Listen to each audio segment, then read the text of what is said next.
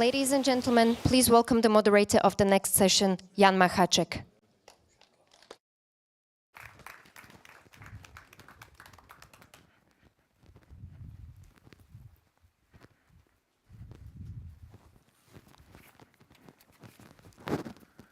So, good afternoon, ladies and gentlemen, and as you know, this panel would be devoted to dynamics in enlargement of the European Union. Specifically, we would be speaking about Ukraine, and we smoothly follow the previous panel, which I had a chance to listen, but the perspective would be a little bit different. And if it's up to me, should I welcome the panelists? So it's first, let me welcome Ambassador Daniel Fried, who was so nice. He took the position of Stephen Kupchen, who unfortunately didn't make it to Europe due to the delays of his flight. So, Ambassador, welcome.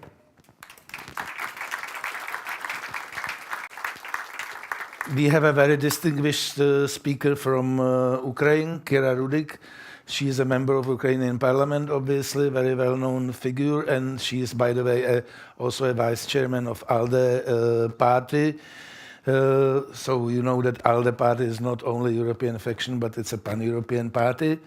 Welcome, Kira. Hello, everyone. And we have Miroslav Wlachovský, who is a distinguished fellow of GLOBSEC Institute, but first of all, I should say, former Minister of Foreign Affairs of Slovak Republic. So welcome, Miroslav. So please take your seats. And some of you were listening to the previous panel, which was also devoted to enlargement of the European Union.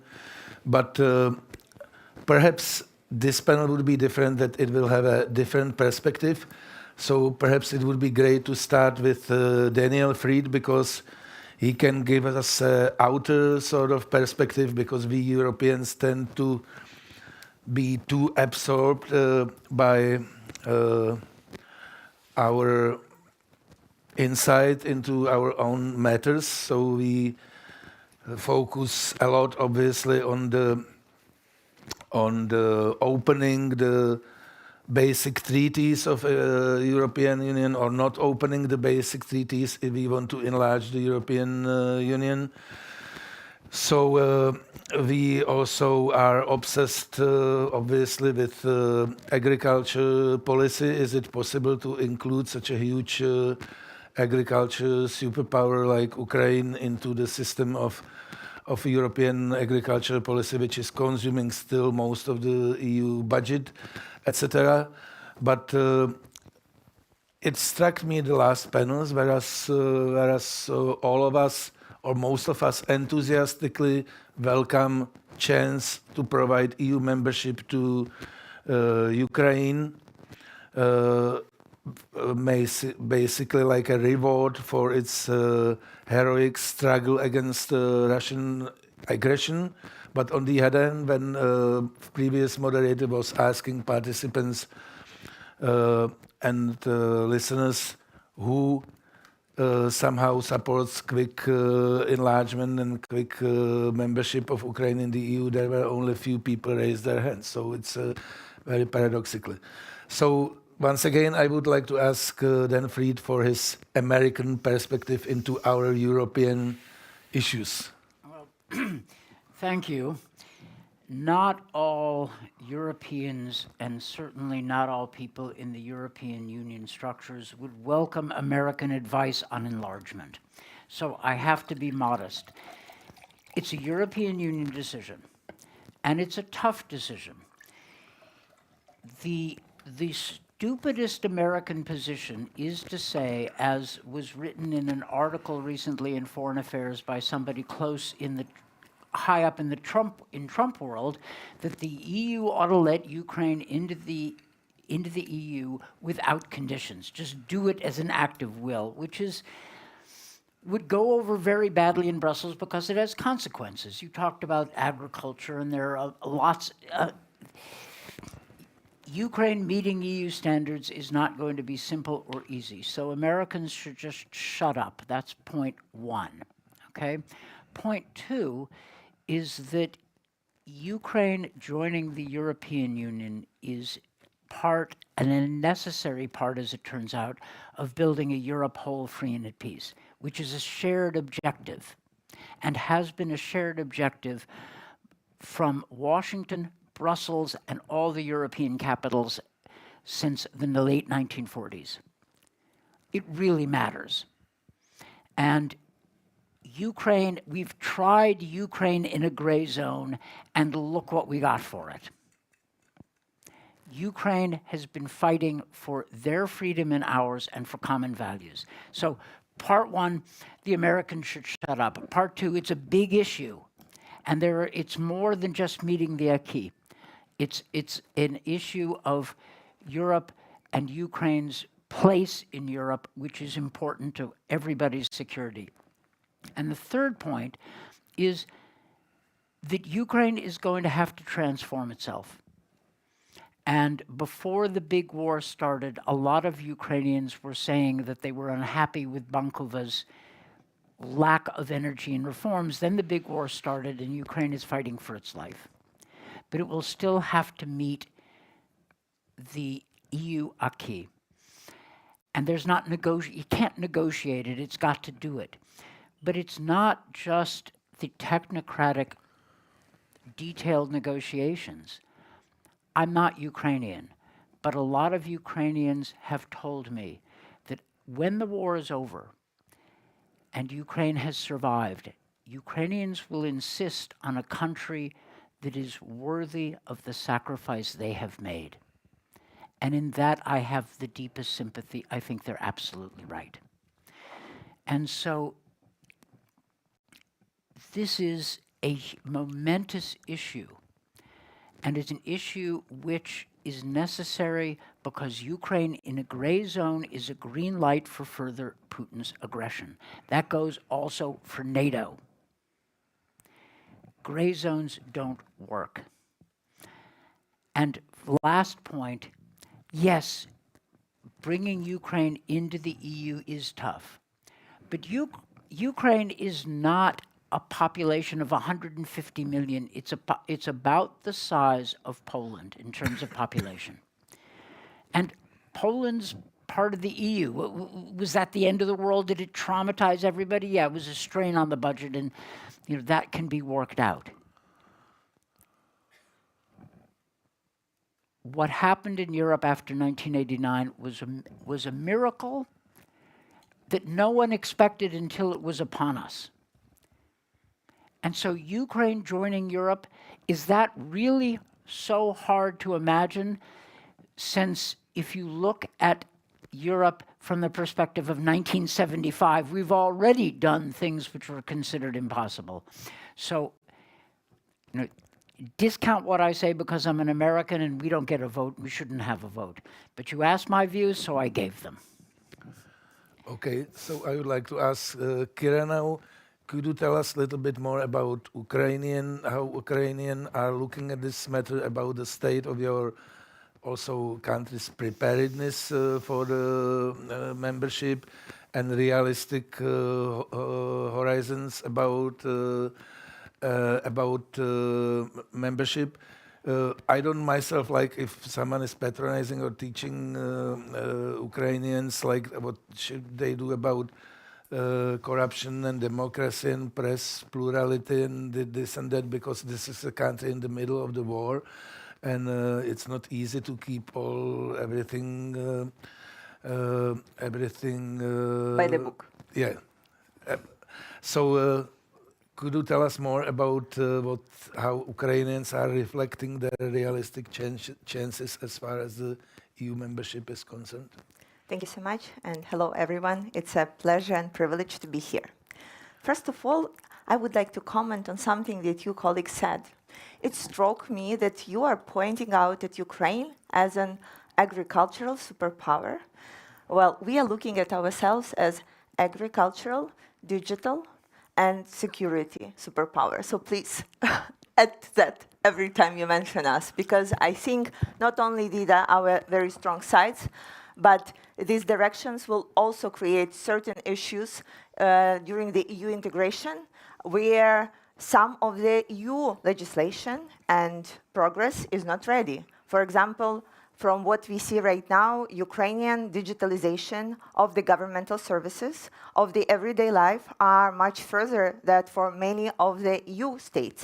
And as for defense, I think we are one of the countries that are the farthest in the world in understanding what the real war is and being able to adapt to that. So that would create problems, good problems to have, integrating into the EU processes.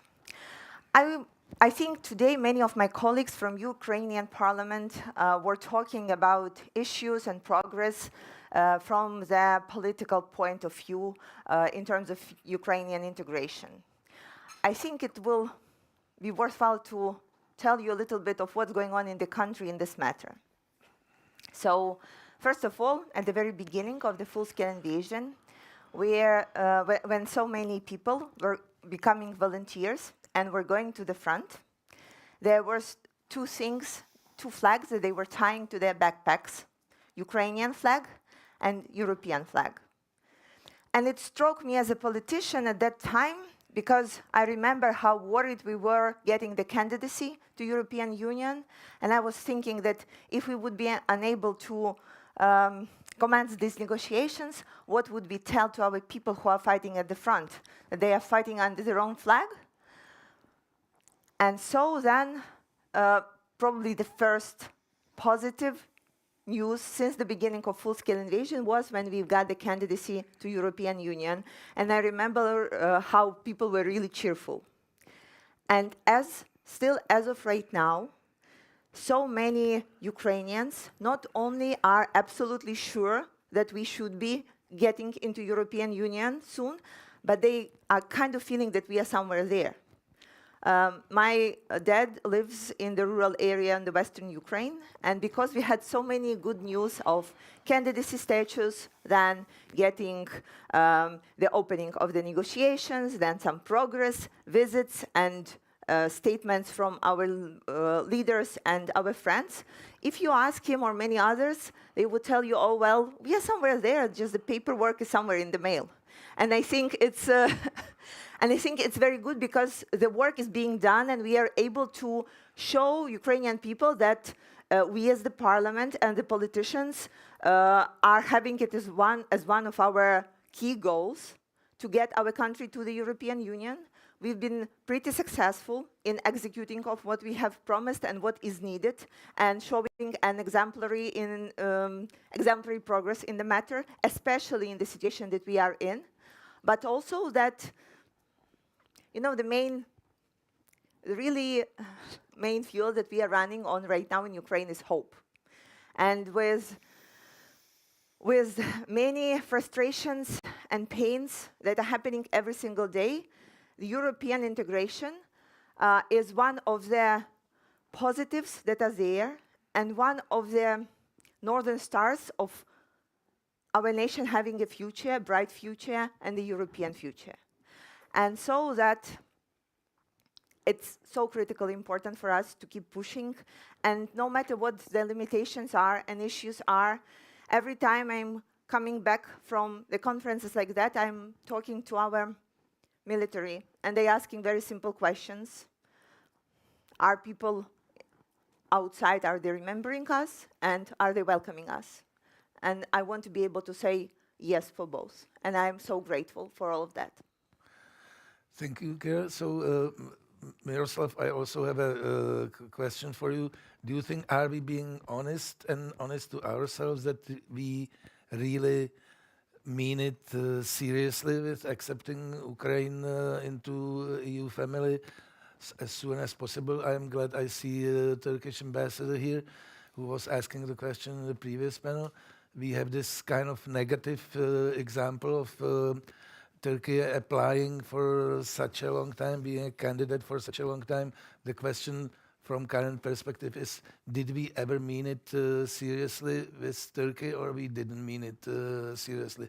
isn't it a very warning example that also if it takes such a long time, we might be losing enthusiasm of Ukrainians at some point? So what's your take on this?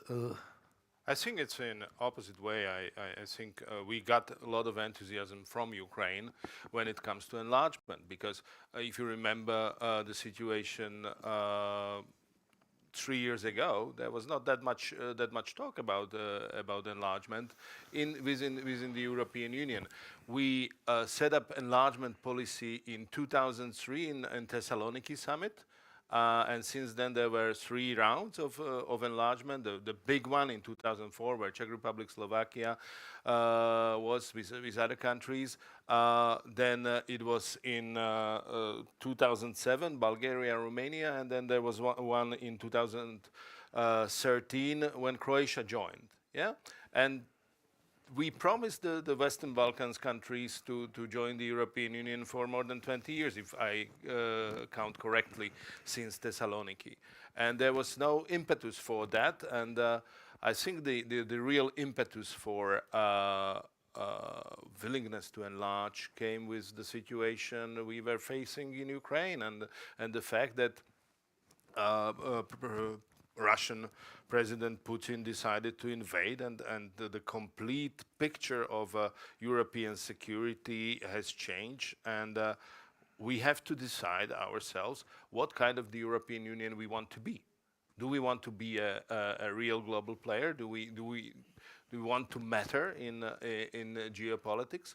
And I think with Putin invasion, we do not have very much chance. We would either become larger, or we will shrink, or it's really that important question. And of course, when it comes to enlargement by Ukraine and Western Balkans and Moldova, and we were thinking about Georgia too. It means 9 countries, and it has a lot of consequences for the European Union. How is it structured? How much of the budget issue will that be? And I can tell you now that even with this first enlargement in 2004, there were not only enthusiasts among the older members of the European Union for exactly the same concerns. And Dan already mentioned that Poland is a significant number of people and a lot of agriculture, and we were able to absorb it. But this time it will be even bigger challenge from the point of view of budget, of structure of the EU and mechanisms we have. I think this enlargement would necessarily mean reform of the European Union. It is impossible to do it without the reform. Well, then the question is what the reform is. Can we do some serious reform without opening of founding treaties and chapters, basic chapters of European integration? Here I see some division. We also had a panelist in the previous panel from Germany who also expressed some reservations. So it seems to me that clear position of Germany is in case we are supposed to support enlargement, we will have to cancel the veto in some important areas, which means opening the treaties. Once you're opening the treaties, everything gets very complicated.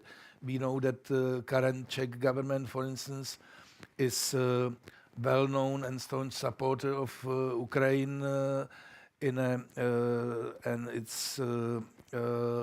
the way the Ukraine is defending itself against Russian aggression. I think really Czech government is one of really biggest supporters. But on the other hand, from what I hear in the background, I don't think the Czech government is anyhow supporting opening the treaties or losing the veto. And it seems to me that even it's strengthening its position that it's against canceling the veto.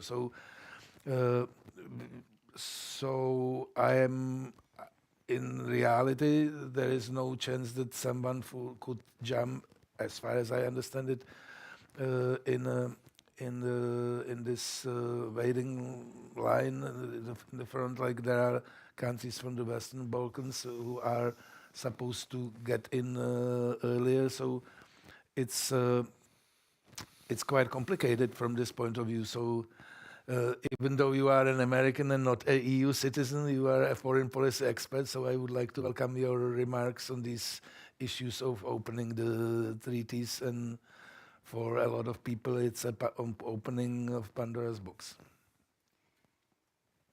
I'll start with the same disclaimer. The United States doesn't get a vote, and it's easy for us to give advice, and I am reluctant to do it because these are genuinely tough issues. It could backfire. That said, I think this is possible. I think that the magnitude of whatever reforms might be necessary in the EU to accommodate Ukraine are not nearly as significant as the impact of a failure to do so. We're already dealing with a major war in Europe. Absolutely. So compared to that, the process of bringing Ukraine into the EU is difficult, it's complicated, but doesn't it seem like a better set of problems to have than the problems of an actual war? If Ukraine loses and Russia reconstitutes its empire on the basis of having destroyed Ukrainian sovereignty, we're all much worse off. So I would put the issue of Ukrainian accession to the EU in the category of good problems to have, not easy problems. And I don't mean as an American to suggest it's easy, but I will, in partial defense of my own position, say that EU enlargement and NATO enlargement, where the United States does have a vote and does have enormous responsibilities, should proceed together. I don't mean linked, okay? But I mean that we need to complete this process. Ukraine cannot be in a gray zone. And NATO as an organization has slowly and somewhat reluctantly thought its way through this with varying degrees of sincerity, but we're a lot further off after the Washington summit than we were at Bucharest or even Vilnius. So the United States has skin in the game overall. And so we need to, and bringing Ukraine into NATO is not easy, so we all have to do difficult things, but these are all in the category of better problems to have than the problem of Russia winning, right? Because he won't stop with Ukraine. So compared to that, this is a good discussion. Totally agree. Thank you. So now, Miroslav, so what's your take on this opening of treaties and veto and German position, etc.? As I said, there is a certain reluctance always when it comes to enlargement. It's nothing new. It was here before, but I totally agree with Dan that this is a crucial question, and it's a good question to have rather than opposite. You know, I mean, we could neighbor the Putin's empire on I don't know, beginning of March 2022. And that would be a completely different game, and no one wants that. I think this is a two-way street. Every enlargement, even though it's often said that joining the EU means that you join the club, you join the club with the rules, but you also are changing the club and its nature by simply enlarging it, because it has to start to operate in a different way. The new cultures, new impulses comes from it. There is good and bad in it, and I would say that there is a positive side. If we think about the next enlargement by 9 countries, that would increase the internal market from 447 million to some 513 million citizens. Then it would have an impact on labor market problems, which we have currently in the European Union. And it will increase the population by 15%, and the gross national income will be only 2.5%. So that will mean that we will have a bigger union, but poorer union. We have to live with it, because I think the opposite would be that the even existing European Union vis-à-vis Russian imperialism will face grave problems, and potentially will diminish its importance and role. So it is a paradox of the European integration that for many it's a very technical thing. We have to open the chapters, close the chapters, but at the end, the decision is very political, and with that comes responsibility. And I must say also that the enlargement of the European Union by Ukraine is somehow connected with the fact that we can do it when Ukraine will be not in a war. So we have to finish the war first. Okay, so Kira, please could you tell us a little bit more how you evaluate the state of Ukrainian economy, even you are in the middle of war. There is a important question not only of corruption but sort of oligarchization of your economy, which is different than in Russia, where all the oligarchs are dependent on one Tsar. In Ukraine, experts say that it's more like about a competition of different oligarchs or dividing the territories. How did the war change it, and is it improving in this sense, or what's your take on this? If you look at how Ukraine's economy is doing right now, I think many would be surprised that we are doing much better than anticipated, though it is undeniably a huge struggle for all of us. In terms of fighting corruption and de-oligarchization, the war changed many things, and it did change the influence of oligarchs, and some of them have lost their possessions because they were located at the eastern Ukraine. Some left the country. Someone's influence was changed because of the influence on media and certain of the other resources. However, what we need to do right now, and I think it's a huge challenge for us as a country, is to make sure that we are not upbringing some new oligarchs with the expenses that we have on the military side, or with the increased amount of the international support and the money that are getting into the country. And here we are looking at our partners with the hope that together we can instill the processes that would not allow this to happen. We see it as a huge chance for our country that right now, when basically the majority of our economy is being sponsored from the outside, having this money come with the rules, with the pressure to do the right reforms for our government and our parliament, where we are doing, I think, very well in the situation that we are, but there obviously can be things that can be done more, especially at the executing side of the things. I think we should be looking very carefully, not to what politicians say, because we will all be saying things that are important to us, but actually what the independent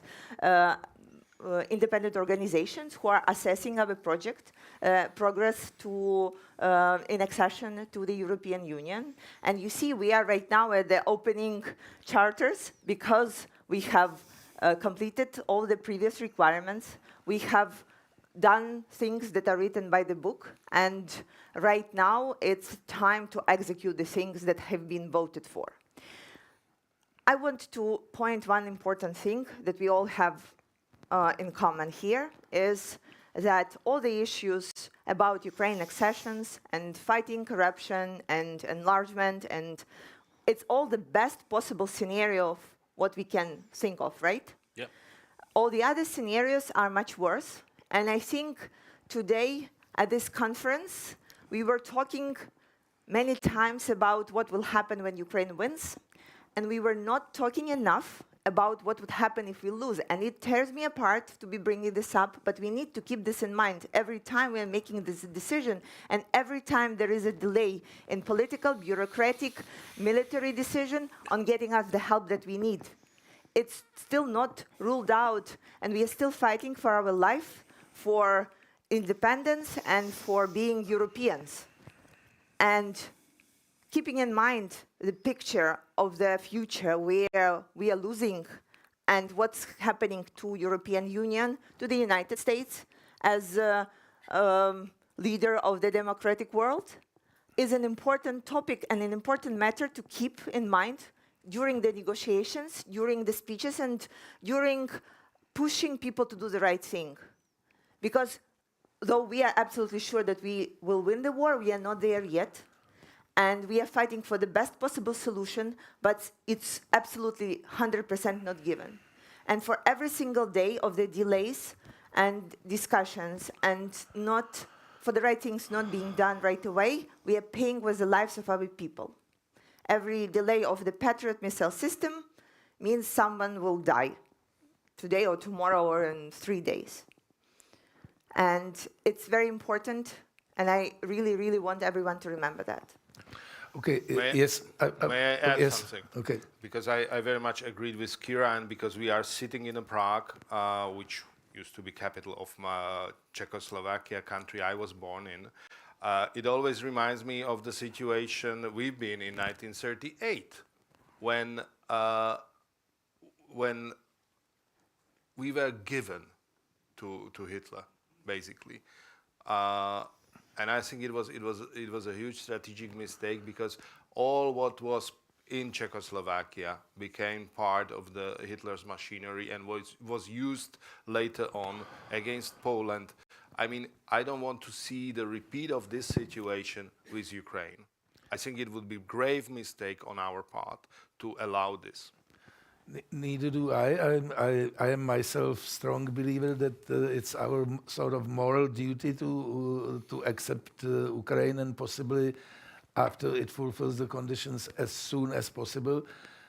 On the other hand, like as an analyst, if I look at the situation in Europe, I am a little bit skeptical. If you look at France, political development in France, even without latest political development in France, France was never an enthusiastic country for any enlargement, mainly in Western Balkans. Germans are insisting of cancelling the veto. Poland is a great defender of its agricultural sector, etc., etc. So politicians should honestly speak about these obstacles and explain, as Daniel was saying, what is the bigger picture and what is the most important issue. So is anyone doing this in Europe? I don't see it much, unfortunately. So that politicians are explaining that we should overcome this obstacle because there is more important issue to enable it. But sorry, so I have a question here. Politicians doesn't like to bother their electorate with tough choices and bad news. It will be painful. It will demand certain sacrifices, but it's absolutely worth it. Absolutely, I agree. So we have a question for Kira. Agriculture sector still holds a major share of economy in Ukraine. Thus, some significant steps and reforms in this field should be made. How can you personally assess the extent to which Ukraine is ready to transform itself to be suitable for EU to receive it as a member? Regarding to agriculture specifically is apparently a question. Thank you so much for this question. Well, I have a question back. is EU ready to give us the defined requirements for the agricultural sector? Because from what we see right now, there are many changes, and there are forthcoming changes in the set of the agricultural rules. So we are working very hard not to lose any moment and to adapt to what is given to us and what the requirements that are there. And there are huge teams on each of the charter that are working right now. However, we know that at some areas, and again, from what I know, there are at least two, the agriculture and the digital sector, there are some changes that are happening in the EU that we would rather need to see what's happening and then to adapt to the new set of rules. I want to give you another view of like what's happening in Ukraine right now in terms of agriculture.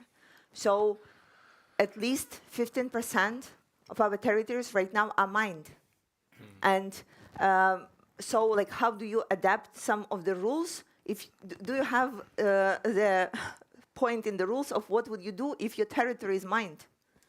And like, do you have an understanding what to do if there are missile attacks every time and you have to adapt and have bomb shelters at the factories and at the silos?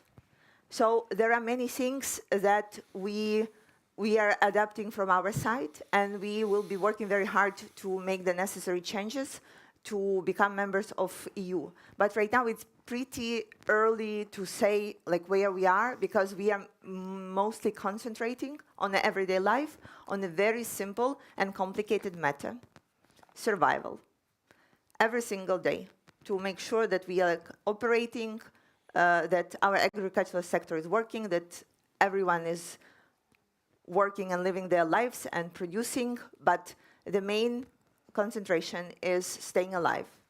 Yeah. Okay, thank you very much. Do we have any questions from the audience? Okay, I see gentlemen in the back row.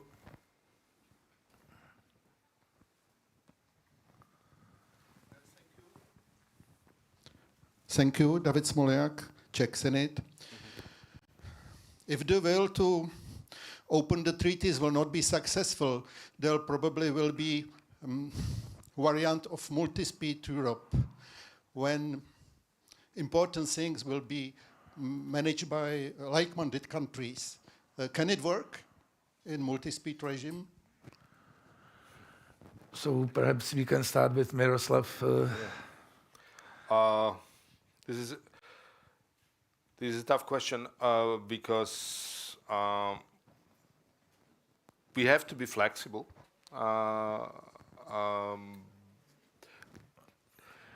It could work if there will be enough will, but will there be enough will to have a categories of membership? Is that what the countries which apply for the memberships are looking for? I doubt it. So it will be a discussion, and I said that this kind of enlargement will definitely need a reform of the EU, but I cannot say what will be the character and the nature of that reform. It's clear that with current common agricultural policy and cohesion funds, it's unsustainable. It cannot work like that. Let me add to this from the political and social point of view. You know, the key message of Russian propaganda that has been in Ukraine and in many other countries is they don't want you, they treat you as a second class. We are your brothers, Slavians or whatever. So I think it's very dangerous to build quite several levels. I think if we do all the things that are by the book, we should be allowed in, right? And what do they say? That they treat you as a first class and sending the bombs and the rockets? Well, that before March, before February of 2022, actually, that was the main narrative. And as I see in the countries of our neighbors, this narrative continues, saying, oh, like, whatever, you are still treated as a second class inside the European Union, etc., etc. So I think with Georgian, for example, as well, this is one of the key narratives that they're using there. So I think that this matter was somewhere in people's minds, and it will be very dangerous to invoke it once again. That has been our very strong position, that as of right now, we have been going so, like, you know, as a very good school kids, going by the book and executing on many things, even the ones that are super unpleasant for us. So if we will go like 90% of the path and then the rules will change, that will be incredibly unfair. I fully understand, but on the other hand, the Russian propaganda use some descriptions of the European Union that we are weak, we are disunited, that we are not able to react, Indecisive. we are degenerate or something like that. Well, there is enough proof since February 2022 that it's the opposite way. That in the time of crisis, we are actually able to unite ourselves and make decisions. Thanks. Daniela, There's a more positive way to pose the problem you rightfully outlined. I remember the enormous skepticism in Western Europe after 1989, vis-a-vis Czechoslovakia, then Czechia, Poland, the Baltic states, that these countries were basically inferior Europeans, enormous condescension, and skepticism that they would ever make post-communist transformation work. And they did. They did in spectacular fashion. And they thereby generating the political capital that they could invest in NATO membership and EU membership. And you see where I'm going with this. You're right, Kira, that Russia could still win the war. But they could also lose. And Ukraine's offensive into Kursk has upset those in the West who had a narrative of inevitable Russian victory. I don't want to get sidetracked. I've had many discussions about that. Mm-hmm.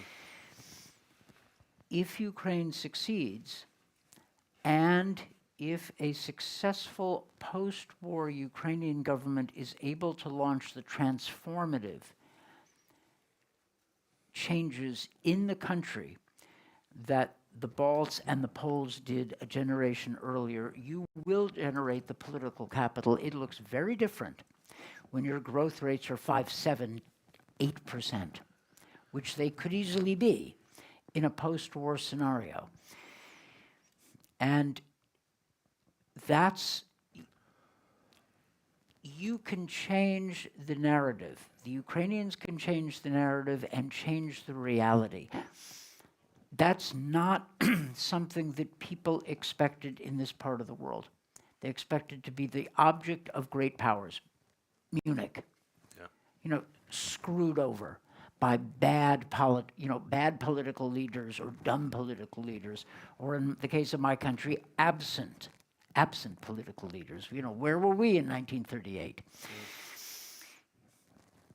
But you have agency, and you've already shown it. And so looking at Ukraine's resistance over the past 2+ years, it's clear that under the right set of circumstances, you can actually transform yourselves. If the society, especially since, as I suspect, in the wake of victory, Ukrainians will insist on a society worthy of their sacrifice. I'm doing the American optimistic thing, okay? I get it. I mean, it's our déformation nationale, right? But I have that experience in mind as something that Ukraine can do. If the Poles did it, what, you can't? Of course you can. And we plan and we will. Right. Go for it. So we have a question. So when will we start with the actions? Who will do the job towards population explaining the benefits when politicians are failing in this, as correctly said by Mr. Wlachovský? Who will act?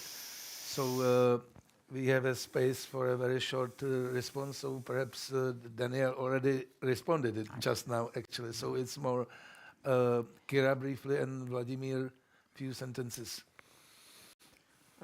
We are taking it on ourselves to be working with whoever can work with us and talking to whoever is able to listen on the benefits that the European Union will get when Ukraine will become a member. And it's, again, not if, but when. We think that the path is very long, but every time there are significant improvements and strides at the front line, I think people of European Union are more motivated and are really, really appreciative and supportive in the matter and are not looking into the process as being like something super frustrating. I think also the amount of Ukrainian refugees and their integration into the European countries is making is actually fighting some of the issues that people may anticipate, like, oh, there would be like cheap workforce, etc. Well, the workforce is already there. There are really a tremendous amount, 6 to 8 million people who are right now in European Union, and many of them are working, and so this threat should go away. But yes, indeed, we are in need of the European level leader who will be taking on as their flag and will be able to execute on the matter. Yeah, if I may add, we didn't enlarge yet European Union by Ukraine, but we certainly did enlarge European Union by Ukrainians already. That's true. That's the very fact. And there is a question, who will do the job towards population? In Ukraine, I think I never seen in a recent year so many European flags like in Ukraine. On the opposite, we should wave them more in the European Union member countries. We are very skeptical about ourselves and what does the European Union means, and it's good to be reminded. And yes, the politicians has to do their job. At the end, and it's rather better start now than when it will be already too late to explain people how not how important, but how existential is the question. Thank you very much. So I would like to thank all the panelists for being here and actively enjoying the discussion. Thank you very much, Ambassador Fried. Thank you, Kira, member of Ukrainian Parliament, and thank you, Wlachovský, former Slovak Minister of Foreign Affairs. And above all, thanks all of you for being here, and I hope it was inspiring and fruitful discussion for you guys. So see you at the next sessions. Thank you very much.